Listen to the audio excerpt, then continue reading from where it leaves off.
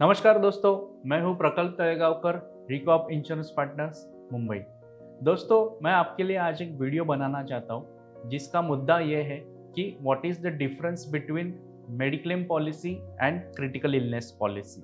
तो दोस्तों, काफ़ी हद तक कुछ सिमिलैरिटीज़ तो है, लेकिन फिर भी इसमें कुछ मेजर डिफरेंसेस है, वो मैं आज आपको कन्वे करना चाहता हूँ। क्योंकि बहुत सारी क्वेरीज मार्केट से आती है कि अगर मेडिक्लेम पॉलिसी है तो क्रिटिकल इलनेस पॉलिसी का क्या ज़रूरत होता है, और मेडिक्लेम पॉलिसी में critical illness as a rider लेना चाहिए या नहीं लेना चाहिए, इसके बारे में आज कुछ आपको इन्फॉर्मेशन देना चाहता हूँ। तो सबसे पहले तो ये बात समझिए, मेडिक्लेम पॉलिसी जो होता है वो एक इंडेमनिटी बेस्ड पॉलिसी होता है, और क्रिटिकल इलनेस जो होता है वो एक बेनिफिट पॉलिसी होता है।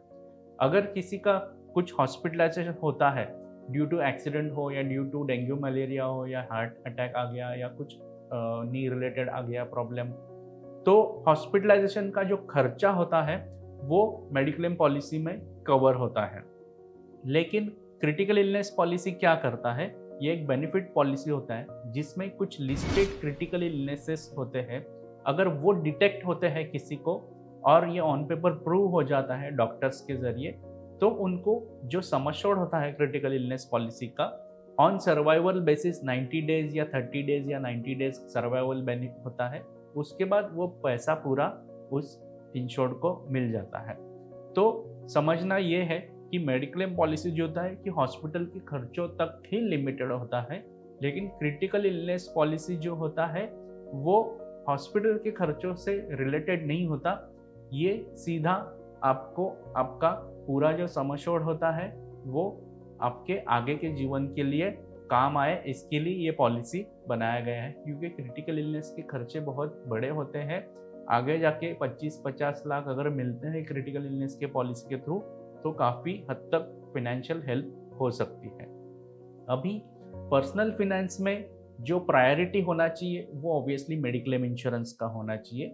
क्रिटिकल इलनेस अगर आगे अपना बजट्स होते हैं तो क्रिटिकल इलनेस ज़रूर प्लान करो, क्योंकि अगर भविष्य में किसी को कोई क्रिटिकल हेल्थ इश्यू हो गया तो एक अच्छी रकम मिल सकती है, जिसके बेस पे आप आपका आगे का एक फाइनेंशियल प्लानिंग भी कर सकते हैं।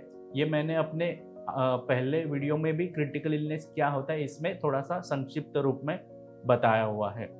अब क्रिटिकल इलनेस कवर जो होता है वो लिस्टेड क्रिटिकल इलनेस कवर करते हैं, वेयर एज मेडिक्लेम पॉलिसी जो होता है वो एक वाइडर कवर होता है, जिसमें काफ़ी सारे इलनेसेस या हॉस्पिटलाइजेशन ड्यू टू एक्सीडेंट भी कवर होता है, लेकिन वो एक इंडेमनिटी बेसिस पे होता है।